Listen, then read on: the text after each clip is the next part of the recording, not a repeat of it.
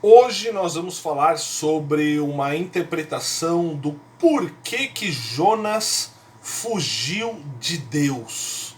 Será que dá para fugir de Deus? E por que que Jonas ele foi para uma outra direção, o profeta Jonas? Por que que ele foi para outra direção que Deus lhe mandou? Esse é um assunto que rende bastante, né? A história de Jonas. 4 capítulos se dedicam a falar deste personagem e dessa história. E no meio desses 4 capítulos nós temos um profeta fujão, vamos dizer assim. Nós temos um mar em fúria.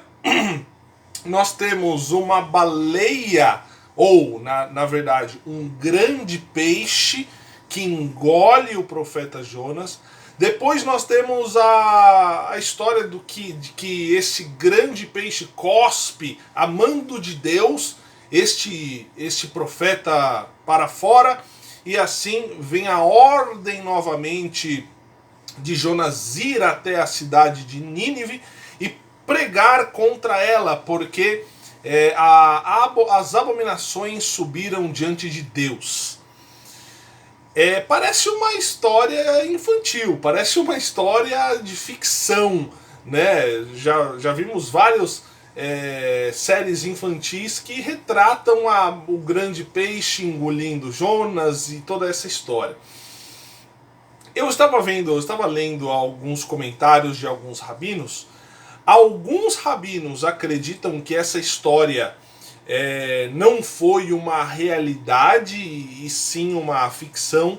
Outros acreditam nesta versão literal, assim como Dom Isaac Abravanel. Exatamente.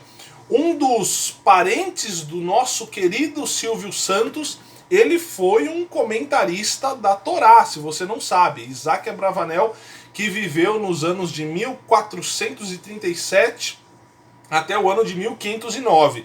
Ele acredita que Jonas teria facilmente sobrevivido dentro da barriga do grande peixe por 3 dias.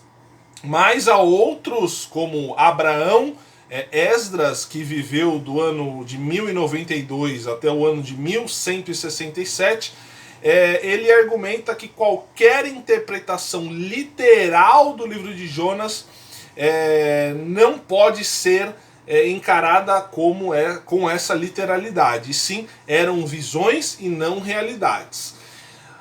Então, há divergências de interpretação, tá? Mas, na verdade, a gente não vai falar sobre isso. Afinal, aliás, se você quiser um vídeo sobre a questão da baleia, específico da baleia, comente aqui embaixo. Professor, eu quero um vídeo sobre especificando da baleia e de Jonas. Da baleia não, do grande peixe, tá? Porque a Bíblia diz grande peixe.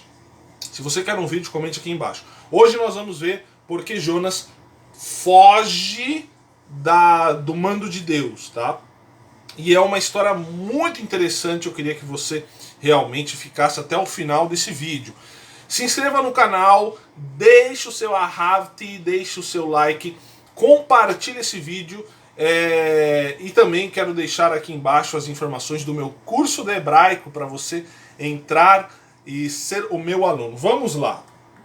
Jonas, ele é conclamado a ir até a grande cidade de Nínive. Era uma cidade muito grande para a época. Não é à toa que lá no final do capítulo 4 nós vemos Deus falando 120 mil pessoas. Exatamente, e os animais também. Então era uma cidade muito grande, certo?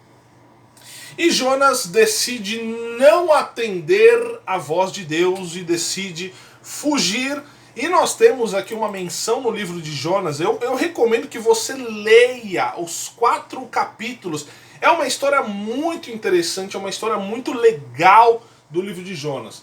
E há uma citação da cidade de Jope, ou da cidade de Iafo, que fica em Tel Aviv, é um dos portos mais antigos do mundo. Eu estive lá por muitas vezes, é um lugar da cidadezinha velha de Tel Aviv, muito interessante, muito histórico.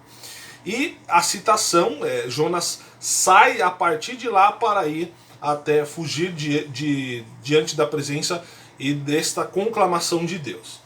Bom, nós sabemos que Israel estava dividido no reino do norte e no reino do sul. E a cidade de Nínive ficava na grande Assíria. Assíria, certo? E uma das explicações desta tentativa de fuga do profeta Jonas é justamente a que ele fala no próprio livro. Eu sabia, ó Deus, mais precisamente no capítulo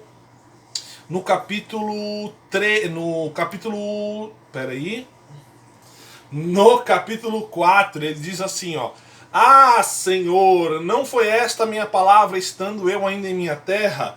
Por isso é que me preveni fugindo para Tarsis, pois eu sabia, Jonas falando, que és um Deus compassivo, misericordioso, longânimo e grande em benignidade, e que te arrependes do mal. Ora, o que Jonas estava querendo fazer aqui? Ele estava querendo proteger a sua pátria. Ele estava querendo proteger a Israel. Preste muita atenção. Jonas agiu aqui como uma espécie de traidor do seu próprio país. Por que traidor, professor? Eu vou explicar. Jonas vai, prega contra a cidade, esta cidade se arrepende, o rei conclama um grande arrependimento e, na verdade, posteriormente a essa história, é o reino da Assíria que vai invadir o reino do norte de Israel. Ou seja, se Jonas não tivesse conclamado, se ninguém tivesse pregado a Nínive, Deus então destruiria este império, destruiria este reino, e este reino não poderia conquistar o reino de Israel. É a mesma coisa que você, vamos dizer, é a mesma coisa que você pregar para o bandido que vai te fazer mal. Então, Jonas, com esse pensamento, ele sabia que Deus iria se arrepender se houvesse a pregação, mas ele sabia também que o povo de Israel não iria se arrepender. Ou seja, Jonas agiu como uma espécie de traidor para o povo de Israel. Traidor do povo de Israel, mas obediente a Deus. E é isso o que vale. Jonas agiu como nesse esquema de juízo que Deus teria e teve com o povo de Israel, mais precisamente com o reino do norte. Ou seja, deu asas para que o povo continuasse subsistindo, o povo assírio, essa grande cidade de Nínive, que era a potência do mundo antigo, e este povo acabou se arrependendo, subsistindo, e posteriormente eles executaram um juízo, eles conquistaram o reino do norte de Israel. E era justamente isso que Jonas queria evitar. Então pense nessa situação.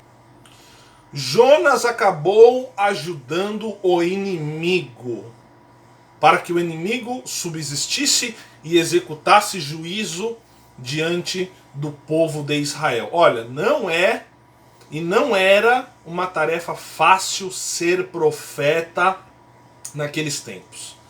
Então é justamente esta visão que nós precisamos olhar para Jonas. Jonas estava entre a cruz e a caldeirinha. Jonas estava completamente confuso, perdido, desanimado, desestruturado, pedindo a morte várias vezes a Deus. Seria melhor morrer do que viver, porque viver com essa, vamos dizer, viver com esta culpa é muito difícil.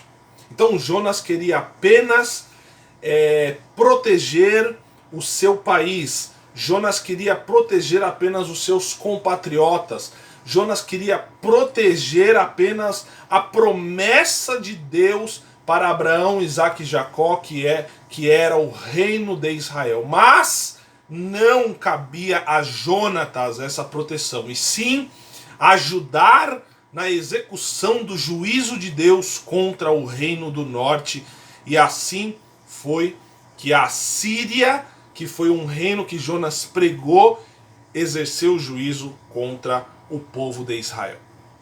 Com essa ótica a gente consegue entender realmente essa questão, por que Jonas fez o que fez, tentou fugir, não conseguiu, e os planos de Deus acabaram por serem feitos conforme a vontade do Senhor, do Deus soberano.